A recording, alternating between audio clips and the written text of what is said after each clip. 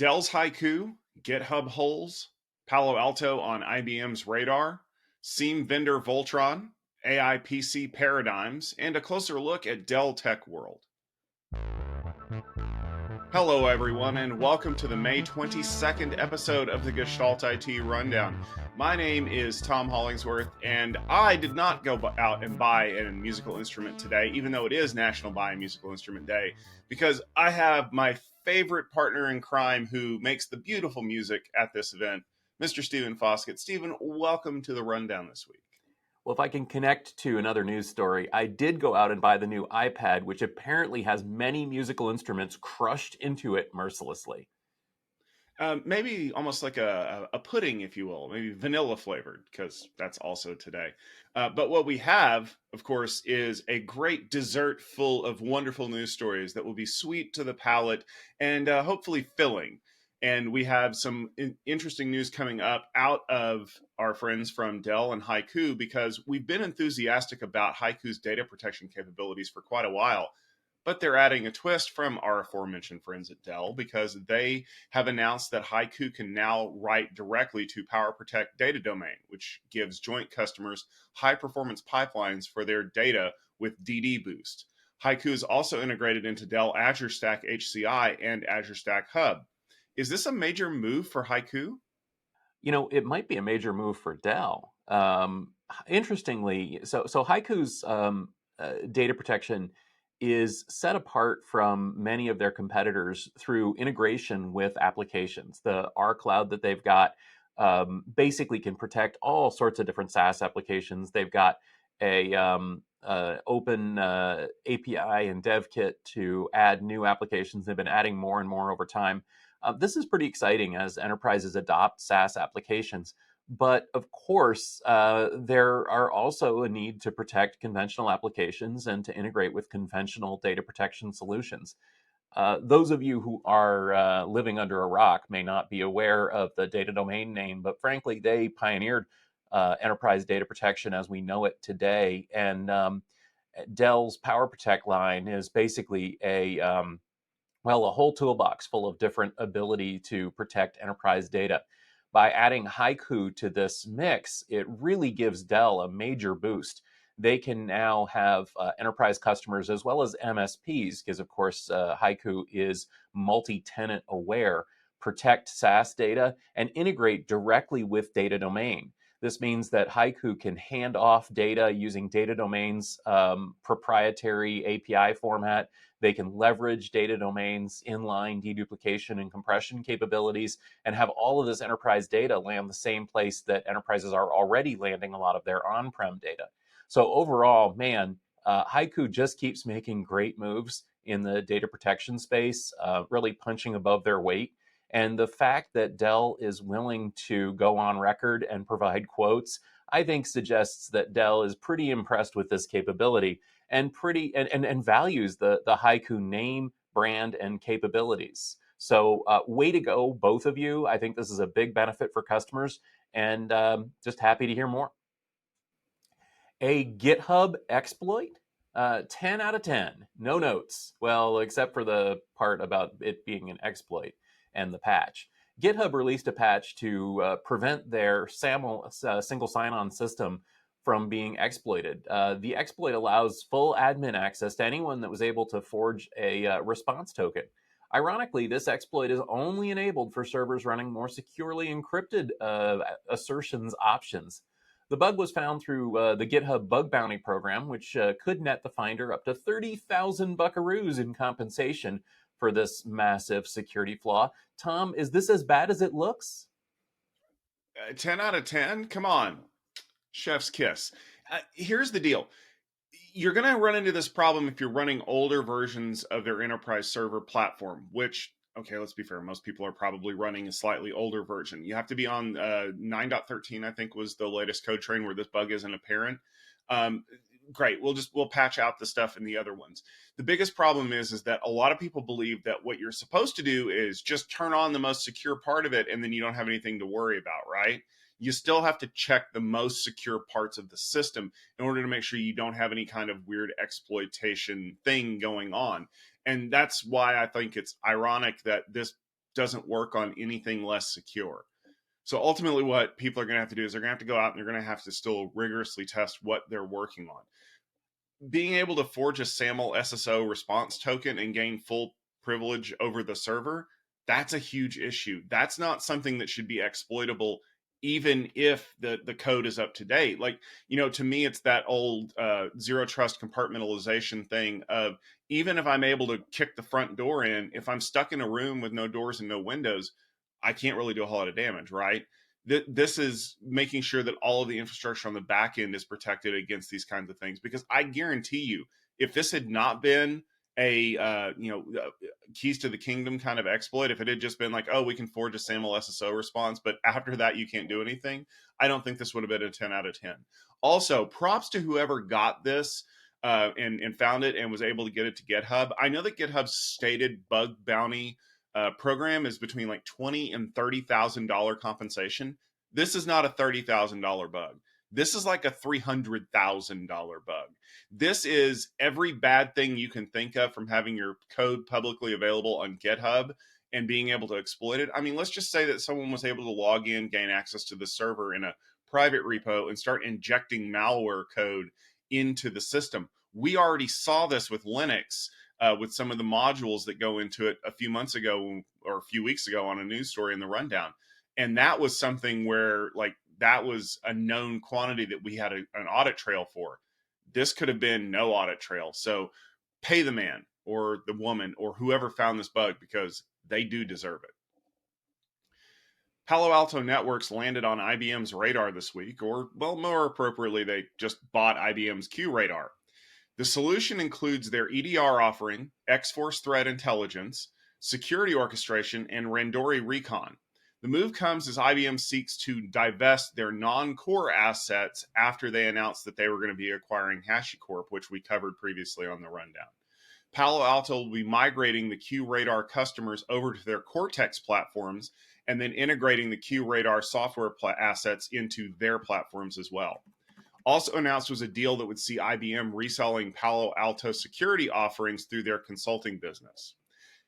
Rather than having us comment on this ourselves, let's get a reaction from our colleague Krista McComber, who recently wrote a research note about this announcement. Yep, thanks, guys. So as we mentioned last week, hot on the heels of the RSA conference, we did see that Palo Alto Networks announced that it plans to acquire the IBM QRadar business. And this is notable not only for both IBM and QRadar, but really for the security market as a whole. We're seeing that the more traditional SIEM tools, which IBM QRadar is one, they're experiencing some increasing competition from alternative options like Palo Alto Networks, their Cortex platform, which is what we would consider an extended detection and response platform. And the reason is because security operations teams are looking for tools that can really kind of streamline their job functions on a day-to-day basis, provide more visibility across their environment to kind of enhance their threat detection, and really kind of also incorporate some automation and artificial intelligence to, as I was mentioning, streamline their functions, but also further kind of hone that ability to detect and respond to vulnerabilities, incidents, things of that nature. So the deal is expected to close in September. It's primarily for Palo Alto Networks, an acquisition of the customer base. They do plan to migrate the the QRadar customer base over to the Palo Alto Networks Cortex platform following the close of the deal this fall. So in addition to really kind of a consolidation of vendors in the security operations space, one thing that kind of jumped out to me in the announcement is the fact that Palo Alto Networks will acquire IBM's X-Force threat intelligence team. And that's notable to me because X-Force is well respected in the industry. They have kind of a long history of, threat detection. Their X-Force intelligence report, which they produce on an annual basis, has sort of become what I would view as really a de facto in terms of analyzing how threat actors, their approaches are evolving on a yearly basis. So it'll be interesting from my perspective to see how that's integrated with the existing threat intelligence efforts that Palo Alto Networks has underway, and really what they do with that team in addition to the customer base. We do have a research note, so I collaborated with Stephen Dickens on our end that goes a little bit more into detail, not only from the Palo Alto Network side of things, but also from the IBM side of things that we can link to in the show notes here. And again, it's going to be really interesting to see how this market continues to evolve moving forward. Well, it's awesome having Krista weigh in on that. Thanks a lot. Two of the biggest SIEM vendors are merging. Exabeam and LogRhythm have announced that they're joining forces to take on the bigger players in the security incident and event management space. After the huge news that Cisco was buying Splunk, the rest of the market faced pressure to consolidate. This merger will see two vendors that were head-to-head competitors previously now under a single banner. Analysts are bullish on the combined company, but see troubles ahead as they try to integrate their various product lines. Tom, I know you're familiar with these products. What do you think? I think this is a good move overall because these two companies had kind of been, I've seen competitive intelligence said that they were going against each other. They have their unique niche and they have a very critical role to play. And I think that they really could be better together, whole being greater than the sum of its parts. LogRhythm has been very popular in the on-prem space. They're really big in EMEA, and a lot of their customers are, the sticky kind that, have a big investment in there. And they have a really good development of SIEM technologies. Where they're missing out is they were late to the game in their cloud offering, and their user behavior analytics piece isn't as developed as it could be. Now, on the other side of that coin, you've got Exabeam, who has amazing user analytics and their behavior analysis. And then they are doing better in the cloud space, but they are not as full featured in the SIEM department. And that's one of those things where when you are looking for a vendor like this, you want the kitchen sink, the garbage disposal, the dishwasher, and the stand mixer on the counter. You want everything all together. And for smaller companies, it's really hard to compete in that space. Well, then enter 800-pound gorilla IBM, or enter 800-pound gorilla Cisco, buying 805-pound gorilla Splunk in this market. So what do you get out of that? Well, you get a lot of companies like IBM choosing to develop or divest their SIEM to Palo Alto Networks, like we just covered in the previous story. You get these two companies that are trying to integrate with each other to kind of be able to take a step up and move to the next level and take on this behemoth. And I think that it's overall better for people in the long run. And I know that there are folks out there who are probably already angrily typing a comment about how consolidation is not good in the market. Yes, it is, if the pieces that you're bringing together, like Voltron, each have their own unique abilities that then combine to be something better. This isn't two companies that are like, generic company A and generic company B that both do 95% of the same thing, kind of coming together to be lazy. And basically we're looking for efficiencies and synergy and all other kinds of stuff. This is two companies who have complementary product lines, really making a difference to build a better solution overall. But as noted in the read-in, that's going to take a little bit of time. This is not something like in 90 days that everybody can just say, okay, we're done and everything's going to work out perfectly fine. And you're not just going to see that from here. The Cisco Splunk integration is going to take quite a while too. So I think that this is good. Exabeam and LogRhythm have good customers. They have a lot of traction in the market. And this new combined unit, I think overall, will lead to some better offerings for their customers, but also some competitiveness in the rest of the space. During Microsoft Build this week, just about every PC maker announced new CoPilot Plus PCs. CoPilot Plus is a combination of hardware and software that enables AI processing locally on device using neural processing units, or NPUs. This includes recall. We'll talk about that in just a moment. But as well, there's AI-assisted art generation and editing and a bunch of other stuff that they're including. Now, those features only work if you have one of these new PCs with the NPU, and the NPU today only comes from Qualcomm, and it uses an ARM core alongside more traditional x86 architectures. Although AMD and Intel participated in this announcement, Did we just witness a sea change in the CPU market? Well, I think we kind of did. It is very interesting to see that the signature new features of these AI PCs are only available with ARM processors from Qualcomm. I don't think that's going to last. I'm just going to come right out and say it. Intel and AMD are not asleep at the wheel, and they absolutely.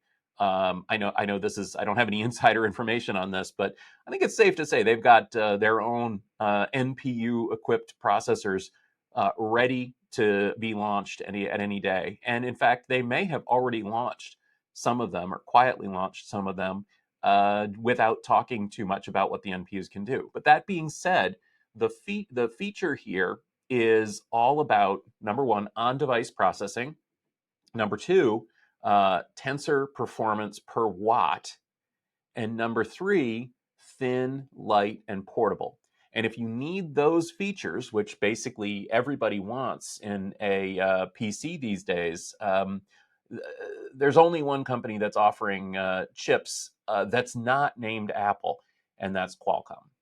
So if we look at the Snapdragon X processors that Qualcomm released in the fall, and we look at what they can do and the numbers that we're seeing out of those, well, it's pretty darn impressive. Now, I have to give a shout out to my colleague, Brian Shrout, here at the Futurum Group. The Signal 65 Labs has done quite a lot of testing of these processors and quite a lot of work to determine exactly what these numbers look like. And they look very, very impressive. There are articles all over the internet this morning digging into the numbers that came out of the Signal 65 Labs. And frankly, Qualcomm looks like they've got a major hit on their hands here. And when we say every PC builder, we mean every PC builder. The CoPilot Plus PCs that were debuted here include companies that you may have heard of: Acer, Asus, Dell, HP, Lenovo, Microsoft, Samsung. And we expect that these PCs are going to be available from essentially every OEM. And just like when you compare an Apple Silicon equipped MacBook to an Intel equipped MacBook, it is sort of a night and day in terms of battery life, heat, performance, etc. We're seeing reports that it's just like that when it comes to these PCs. For example, a Dell XPS 13 with the Snapdragon X Elite in it is just 2-3 times faster and more efficient than the similar machine with an Intel processor in it. At least those are the initial reports. And frankly, that's going to give companies like Dell a major, major thing to crow about in the market. They have been losing ground to Apple in the performance per watt, the thin and light, the cool instead of roasting your laptop market. They're going to be able to deliver machines that are absolutely competitive with Apple's on a hardware basis. Now, one thing I do have to call out, as noted by John Gruber over on the Apple fanboy side, is that it looks like every one of these PCs is equipped with a fan, which makes them actually more competitive, not with the MacBook Air, which is what everybody's talking about and competing with here, but the MacBook Pro, which offers much, much better sustained performance. So I think, well, just judging by what we can guess about the industry, I doubt that the Snapdragon X Elite and X Plus are that much ahead of Apple's M3 and M4 on a performance basis once you include a fan. I think that it's the fact that the MacBook Air doesn't have one that's allowing these systems to beat Apple at their own game. But even given that, the fact that we've got all the major PC OEMs trotting out machines that dramatically outperform everything they've ever made and are absolutely neck and neck, or maybe even ahead of competing offerings from Apple at a similar price point, is really quite remarkable. And frankly, I am waiting with bated breath to see what Intel and AMD do to compete in this space, because so far, it looks like Qualcomm is way, way ahead. Now, one of the key features of these new CoPilot PCs, these AI PCs that have just been announced, is Recall, which continuously records a user screen to enable sort of a time machine type capability, except not just for files, for literally everything you do online. But it didn't take long for those of us who are a little bit security minded to say, wait a second, there's some pretty major risks with having your PC watch and record and replay literally everything you do all day long. And this feature is turned on by default, reportedly. Do you really want your PC, not to mention the AI assistant that's been deployed in it, to watch and record everything you do? I don't, but I have other reasons why. And they're not the reasons why you think. Get your mind out of the gutter. It's that all of this stuff just leads to bigger problems. Let me give you an example. There is an encrypted data store on my system that has history information for all the stuff that I do on a daily basis, like typing passwords into web forms, right? It doesn't know what the password is because, it's the little stars. It's like 102. We all know that. But Microsoft has recently started running ads in the start menu in Windows 11 for apps in the App Store. And if Recall notices that I spend a lot of time typing into password fields, wouldn't it be great to recommend a password sharing app like 1Password or LastPass or something like that to avoid doing that? Anyone else creeped out by the idea that my system is spying on me to sell me ads? And that's just one thing that I can see this being exploited into doing. Because here's the deal. If there is intelligence on your PC that is used for AI goodness, the people who pay Microsoft to raise their stock price will not accept a resource sitting around going unused. They're going to force companies like Microsoft to get their head in the game. And shouldn't you be using that data to make more money for your operating system? Because right now they don't even charge for Windows 11. They kind of do, but they really don't when you think about it. There's got to be a way to generate revenue off of that somehow, right? Well, initially the wave is going to be buying new AI PCs with these NPUs in them, because that's what's going to have to happen in order to be able to enable all of this stuff. But no, this is the slippery slope. Unless Microsoft is willing to step forward and say things like, I don't know, we will not comply to government subpoenas for your information when the NSA wants to know what you've been doing for the last 3 months. We will actively take federal agencies to court to find out how they're trying to break the encryption, and we will not provide encryption backdoor keys to the government. Man, wouldn't it be great if a manufacturer did something like that? Like one that's based in Cupertino, California. I would trust other manufacturers with my data in this case before I would trust a company that is running ads on the start menu and has a long history of having their stuff violated. And if you don't believe me, ask the Microsoft executives who had all of their emails stolen and collected by a state actor how they feel about having data collected and used against them. I bet you they're not overly happy with it either. Dell Tech World is this week, and we wanted to take a closer look at some of the stories that are coming out of it, because of course it is a massive undertaking for people in the enterprise computing space, and there's a lot of news, and we're covering a lot of it not only here on the Rundown, but also through 6.5 Live and a lot of the other Futurum Group properties. We have a lot of people on site that are talking about it. The first thing, Stephen, we would be remiss if we didn't mention the fact that NVIDIA, which is quickly becoming one of the most valuable companies in the entire world, in the history of the world, is there. And they're talking about using Dell AI Factory and NVIDIA together for AI adoption. So how do you see this becoming something that Dell can take the NVIDIA ball and run with? Well, it's interesting because if you look at what most of the expenditures so far on NVIDIA hardware related to AI have been, most of them have bypassed not just the traditional OEMs like your Dell or HP, but even some of the more aggressive and manufacturers like Supermicro. That being said, these traditional server and data center OEMs are expecting and indeed already reaping many increased sale of devices from NVIDIA in order to build out AI. So let's start with this AI factory concept. Jensen Huang was on stage at Dell Tech World. Of course, it seems like Jensen's everywhere. I hope he gets that jacket cleaned sometimes. And he was talking about this idea that an AI factory, well, this is not like an IoT factory or a factory that uses AI. No, the AI factory concept is that it is a metaphorical factory that manufactures intelligence, not products. And that factory is built on, of course, NVIDIA and other hardware. And that's really what Dell is talking about here. Essentially, the Dell AI factory would leverage NVIDIA's incredible GPUs with their Tensor cores, their Spectrum-X Ethernet networking fabric, their Bluefield DPUs, and would enable enterprises to build their own AI factory that manufactures intelligence. Many of us are a little skeptical about the quality of the intelligence that's going to come out of these factories, at least initially.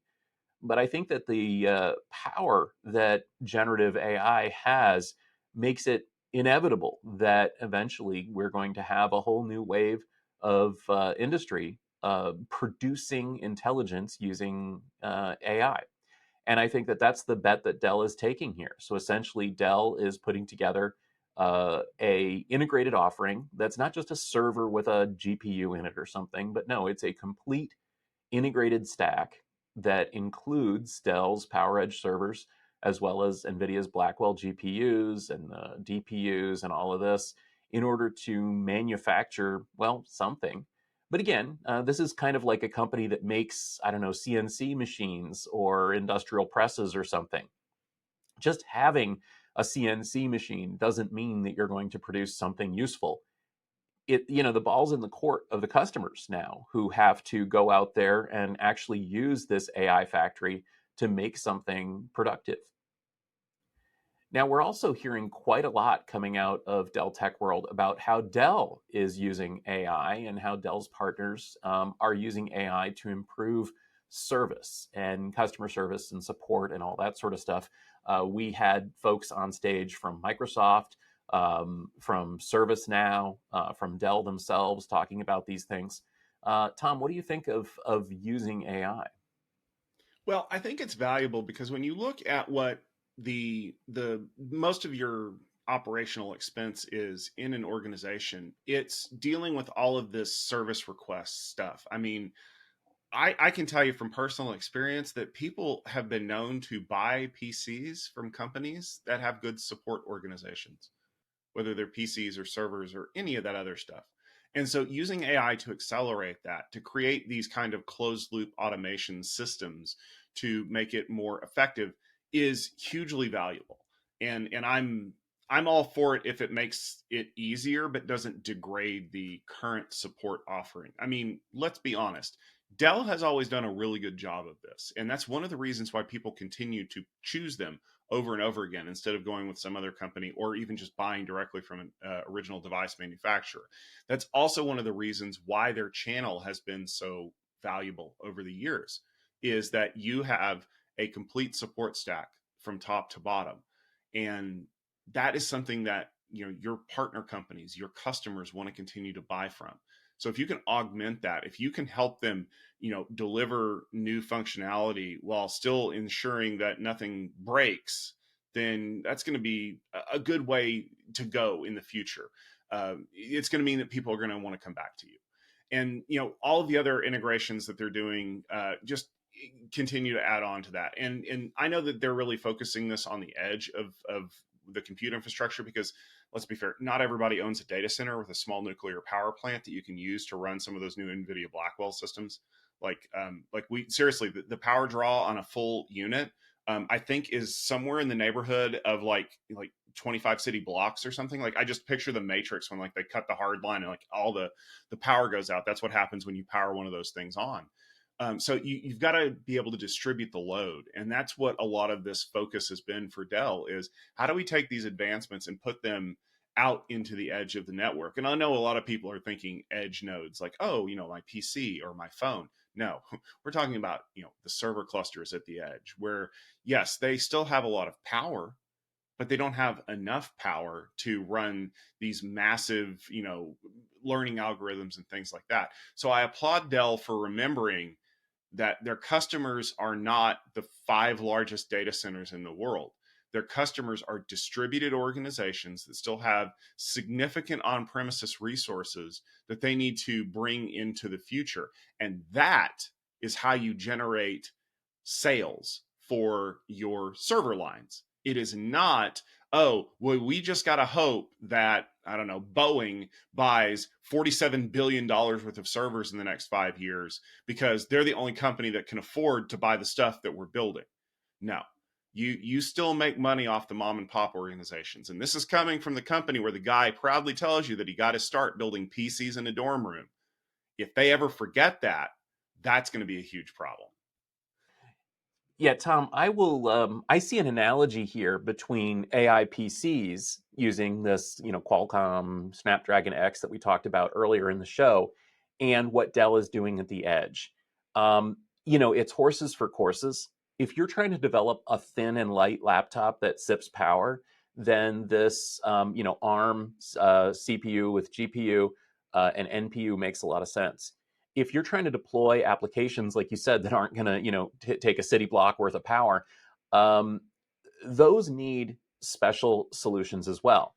And I'm particularly excited about what Dell is doing with what they're calling NativeEdge, which is a proof of concept that shows that you can deploy servers with NVIDIA GPUs and Tensor cores at the edge in a reasonable power and cooling and space footprint to deploy these applications, these inferencing applications out there. Now, again, this is not AI training. This is not the massive, data centers. Forget city blocks. How about whole states worth of power used to train AI models? No, this is deploying things in production at the edge. And that is a very interesting thing that we're seeing announced. And so we've got companies like ServiceNow up there talking about how they're working with Dell, how they're working to not just deploy hardware, but to integrate this whole edge stack. And I'm really excited to learn more about that. I've got to get back to Pierluca over there at Dell and have him give us a walkthrough of exactly how AI applications can be deployed at the edge, what kind of hardware that's going to take, more importantly, what kind of software that's going to take, what kind of integration that's going to have overall. And it's exciting to see Dell talking about this because, like I said, kind of back to my point, you need special hardware to run AI applications on your laptop. You need special hardware to run it on edge devices. You need special hardware to run it in the data center and build this, AI factory. And Dell is hitting on all of those points at Dell Tech World. Stephen, are you excited? Because we get to talk about storage for a second, because one of the things that was announced is Dell's adding some features onto their PowerStore storage systems using their Apex AI initiative. Just here's some highlights. They're promising better performance, 33% increased software performance, 66% increased hardware performance, 5-to-1 data reduction, and using QLC storage offerings. And of course, they're working on some data mobility between on-prem solutions and this thing called the cloud. I guess that people are still using the cloud. I mean, this is all a lot of numbers, of course, and they're saying that AI is driving a lot of this, but your old school storage. I mean, do you think that these kinds of algorithms can drive this kind of enhancement to storage? Well, it's going to be interesting to see. I mean, first off, I think that it's easy sometimes to go blah, blah, blah about the numbers. I mean, 30% better, 20% faster, 40% better space, whatever it is. I think it's easy to be like, okay, yeah, whatever, big numbers. But hey, big numbers are saving companies big amounts of money. And, deploying things like QLC, deploying next generation processors and the controllers, that yields actual real cost savings for customers, or it yields better performance. I mean, it opens up the door to new applications. So I don't think we should blah, blah the fact that Dell's PowerStore line is getting a lot better. But for me, again, I'm looking at this and I'm saying, what are you doing that's different? What are you doing that's interesting? And what are you doing that's exciting? And that's where Apex comes in. So Apex is their SaaS that optimizes the infrastructure using AI ops. And it is pretty cool what Dell is doing. This is one of the things that Dell's competitor, HPE, has been investing in quite a lot, as have companies like NetApp and Pure Storage, not to mention Vast Data, who's coming up quick. But Dell is investing there as well, and they're doing some really nice things. They've got AI-powered observability. They've got application integration. They've got incident management. They're looking at integrating better with Kubernetes, integrating better with the cloud, native Dell storage that stretches all the way from the data center to the cloud. And I think that these are valuable in a way that maybe even the AI factory isn't valuable, since today a Dell customer could buy and deploy this stuff and see dramatic improvements in cost or capabilities of storage, and of course of the applications that are running on that storage today, instead of betting on the next great product that's going to come from the company. So yeah, Dell Tech World is all about AI. You might as well call it Dell AI World this time, but it's not all about AI. There's a lot of other exciting products that are being shown there. There's a lot of other advancements that are happening there. And frankly, I think that those things, it's easy to overlook them, but I think they're just as important. Well, one of those new announcements, we've already touched on it a little bit, but specifically Pat Moorhead and Daniel Newman sat down with Sam Burd to discuss AI PCs while they were out there. And of course, they have all these new AI integrations. The news from Dell is that they're expecting this to create a super cycle of PC upgrades. Now, of course, if you want to learn more about that, if you're watching this as just a clip video, we did cover a little bit more about the new CoPilot Plus stuff earlier in the episode. But what makes the market for AI PCs? Yeah, Tom, I found this discussion particularly interesting, not just for the AI PC space, but for the wider space. Again, back to the point I just made, you got AI PCs, you've got native AI at the edge, you've got AI in the data center, you've got, of course, massive improvements in hyperscale and HPC. The question is, we've already seen a super cycle, as the marketers would say, in hyperscale related to AI.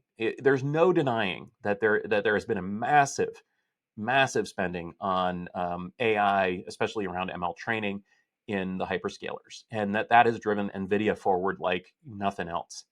The question of the hour, the month, the year, the decade is, will these other innovations also kick off a super cycle of investment? And I found this a particularly compelling discussion. Again, essentially, Pat Moorhead and Daniel Newman were talking to Sam Burd about this, and they go into some detail about this, but also, you can tell that these guys are really keen on asking that question and trying to figure out, will AI PCs, will NativeEdge unlock increased IT spending? And because that would really, revitalize and revolutionize the entire IT industry, the industry that everyone in this audience is probably living in. And I think that there's a chance that it will. So my concern around AI PCs was the software. You can roll out all the NPU performance and tensor cores you want, but if you're not doing anything compelling with it, then it's not going to drive adoption and spending. I mean, look at Apple, right? They've had tensor cores, native NPU tensor cores, since the A11. That's over 5 years now. Have those have those hardware advancements driven customer adoption of product? I don't think they have. I think that Siri was compelling way back when, but that didn't need a tensor core. I don't think that Memoji and better classification of cat pictures was a force that made somebody say, I need a new iPhone. I'm going to go get me one of them, I don't know, A16 iPhone Pros or something like that. Now, I think Apple's going to remedy this at WWDC here next month. with some new software features. But that just proves the fact that just having the hardware doesn't necessarily mean that customers are going to buy. My concern around AI PCs was that it was really going to be a hardware play.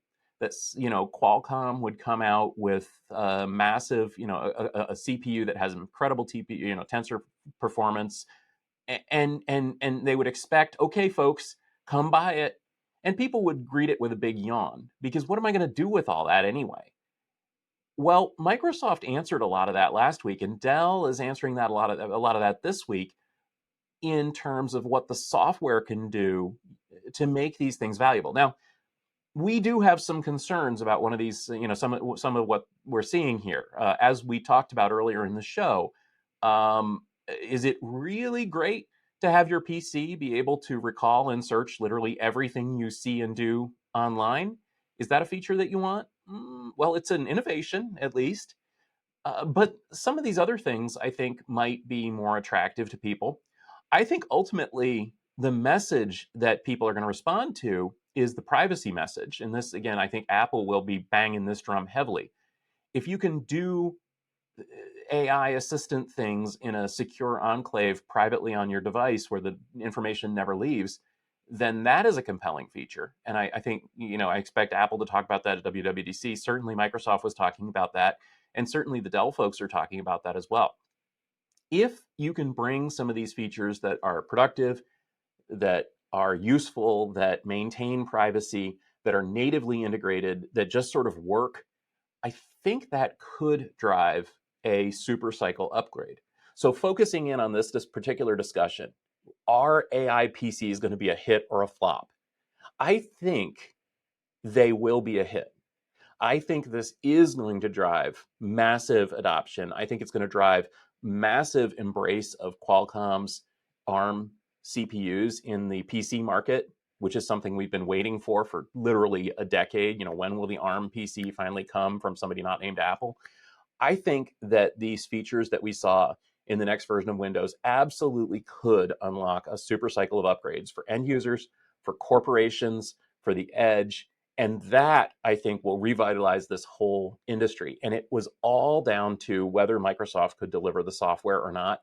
I think they will. But that being said, there is always the chance that we all just kind of drop the ball and fumble again. And I think a lot of people could look at that and say, you know what? I just don't need to upgrade. I just don't see the value. What do you think, Tom? Do you see the value? I see the value, and I think you're spot on that Microsoft has come a long way. Bill Gates and Steve Ballmer would have never done this. This is Satya Nadella is doing.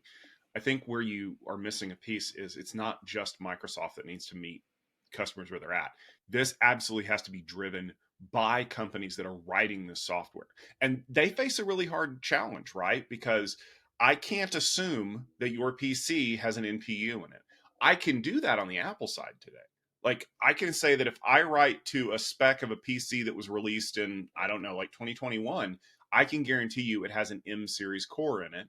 And I can write my spec to that. I can just say it must run this version of Mac OS and it must meet these specifications because I'm going to leverage like the video processing cores. Like I will never go out and buy a brand new PC because it has a ProRes video rendering core. But boy, when I hit the point where I need one, I'm kind of glad that I have it. And that's the problem that the PC manufacturers are going to face with the AI PC. They really need to put these NPUs in there if they're going to be competitive in a market where everything else is an NPU. But they're going to have to eat the cost of those NPUs for at least the first year or two because they have to get them pervasive in the market before you can start writing software that will take advantage of them. Otherwise, we run this being the problem of Microsoft's Kinect for the Xbox 360, right? That was going to be the killer app. And they had a couple of killer apps, like a karaoke app and a Star Wars game. And then they went on clearance because nobody really wanted them. Because it turns out that just like the VR craze in gaming or the spatial craze in gaming, if you can't sustain the momentum, you are going to have to eat that hardware cost. That's one of the reasons why doing all this in software is so easy for people to talk pie in the sky, is because the additive costs of developing this in software is negligible. You're already paying those developers. Why not have them write new code? When it's hardware focused, you have to eat the cost of that hardware.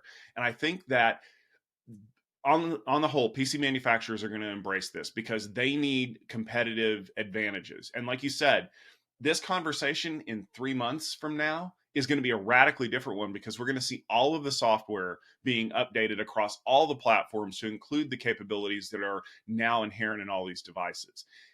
Will it kick off a super cycle of buying? It will if there's a killer app.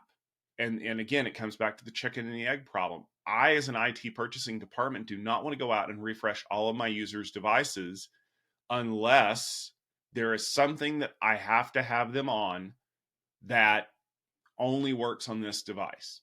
And there's no greater example of this on the other side of the fence than the brand new iPad that was just released, right? It's faster, it's better, it has all these features. And a lot of people who have a somewhat new device took one look at it and said, well, it's not good enough for me to need it. But if, let's just say, I'm spitballing here, let's say Apple announces at WWDC that you can run a version of Mac OS on an iPad, but it must be the M4 iPad. Bang, there you go.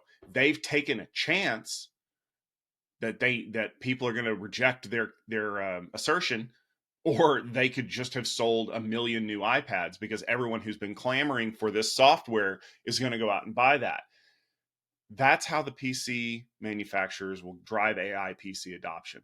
It's not AI enabled editing of my photos. It's not asking DALL-E to create a cat with a party hat on. It's streamlining the process. It's getting my system to the point where it can do the things that I need to do in my workflow, and reducing time or creating capabilities. Once it gets to that point, I think people will agree that maybe it's time to upgrade to a PC that has these functions or something like that, but not in this first wave. This is a longer timeline than just, man, we need to spike those buying decisions by the third quarter of 2024. You're not going to get that. If I can have a last word on this subject, Tom, I want to go back to the AI factory concept. Remember, if the AI factory is a metaphorical factory that produces intelligence using AI software and hardware, it's important to remember that that AI factory does not live only in the cloud or only in the data center. That AI factory lives in each individual employee's desktop, laptop, phone, personal assistant device, etc. If they can push useful intelligence generation everywhere, from your hand to the edge, to the data center, to the cloud, then it's going to be a major supercycle. If the AI factory is something that's going to be locked away in a data center in a hyperscaler somewhere, then it's not. Well, it's a busy week for us, with all the stuff that we've got going on with the news coming out of Dell Tech World. But the next few weeks coming up are just as busy because, well, next week, Stephen, you've got something cool going on. That's right. We've got App Dev Field Day, the first ever App Dev focused event. This is kicking off with a slim event. We've got a bunch of great companies. I want to announce that we've got Google Cloud presenting at App Dev Field Day. Very excited to see them there, along with Mesmo and Catchpoint. We've got a lot of great presentations as well from others in the community. Then I'm going to be off to Orlando for Click Connect, and you are off to Vegas, right? That's right. I'm going to be at Cisco Live US the first week of June, 3rd through the 6th. We're going to have great presentations from Cisco, of course.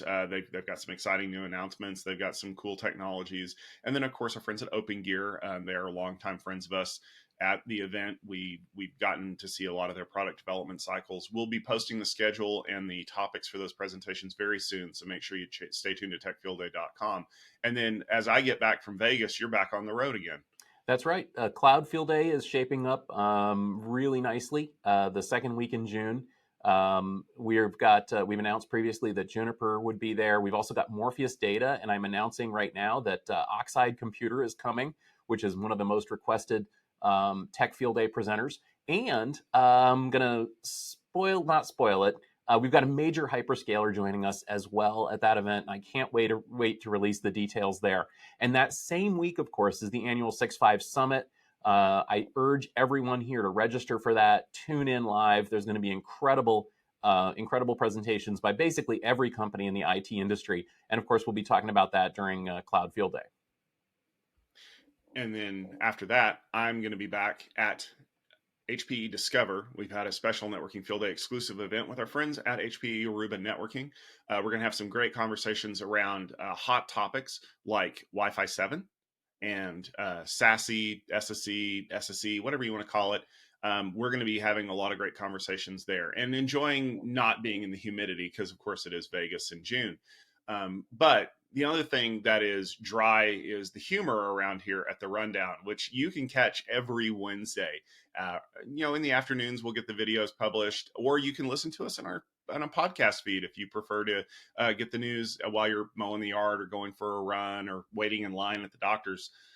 Whatever the case may be, make sure you're subscribed to all of our platforms so you don't miss it when we publish a new episode. We will be back next Wednesday with great news. I will be here as Stephen will be out. So me and the co-host will have some exciting technology to bring you.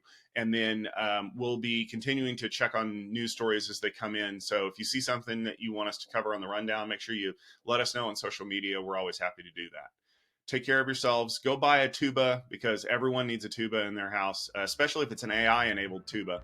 Until next time, we will see you with another great episode of The Rundown next week.